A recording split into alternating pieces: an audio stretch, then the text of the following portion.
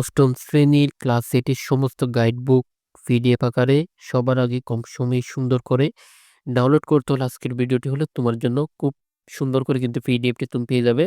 অনলাইনে বিভিন্ন অ্যাপস পেয়ে যাবে, কিন্তু ওই অ্যাপসগুলোর মাধ্যমে তুমি তেমন সুন্দর করে কিন্তু পিডিএফ গুলো পাওয়া যায় না, উল্টাপাল্টা হয়।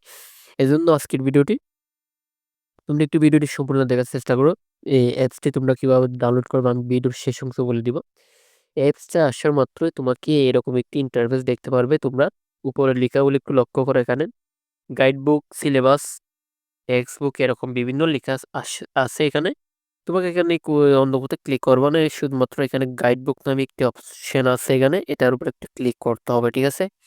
এই গাইড বুকের উপর একটা ক্লিক করলে তোমাকে গাইড বুকের মধ্যে নিয়ে যাবে। কারণ আমরা এখানে বলতে একটা ক্লিক করলাম, এরপর এখানে বিভিন্ন শ্রেণীর ক্লাসের গাইড বই দেওয়া আছে। আমরা ডাউনলোড করতে হবে হচ্ছে ক্লাস 8 এর গাইড বই। আমরা একটু খুঁজে নিতে হবে ক্লাস 8 এর গাইড বই আসলে কোথায়। এখানে দেখতে পারতেছো তোমরা ক্লাস 8 এর গাইড বই কিন্তু এখানে দেওয়া আছে। এটার উপর একটা ক্লিক করবা, ক্লাস 8 এর গাইড বইয়ের উপর একটা ক্লিক করবা। আমি যেভাবে দেখিয়ে দিচ্ছি ঠিক এইভাবে তোমাকে কাজটি করতে হবে, ঠিক আছে? এর পরবর্তীতে এখানে তুমি সমস্ত গাইড বইগুলো এখানে দেখতে পারবে। এই গাইড বই তুমি এখান থেকে ডাউনলোড করে নিতে পারো। এদিকে বাংলা প্রথম, বাংলা দ্বিতীয়, ইংরেজি প্রথম, ইংরেজিতেও। এখান থেকে আমি বাংলা প্রথম এর উপর একটা সিলেক্ট করলাম। এবার আমার প্রয়োজন হচ্ছে বাংলা প্রথম গাইড বই, এই জন্য আমি বাংলা প্রথম গাইড বইয়ের উপর একটা ক্লিক করলাম। আমি যেভাবে দেখে দিচ্ছি কেবল তোমরা কাজটি করে, ঠিক আছে? এরপর দেখো এখানে সমস্ত অধ্যায়গুলো দেওয়া আছে, অধ্যায় আকারে কিন্তু এই পিডিএফ গুলো দেওয়া আছে। এর পরবর্তী তোমরা এখানে আবার পিডিএফ এর উপর একটা ক্লিক করবা। ধরো আমার প্রথম অধ্যায় প্রয়োজন, এর জন্য আমি প্রথম অধ্যায়ের উপর একটা ক্লিক করবো। এর পরবর্তী ওকের উপর একটা ক্লিক করতে হবে।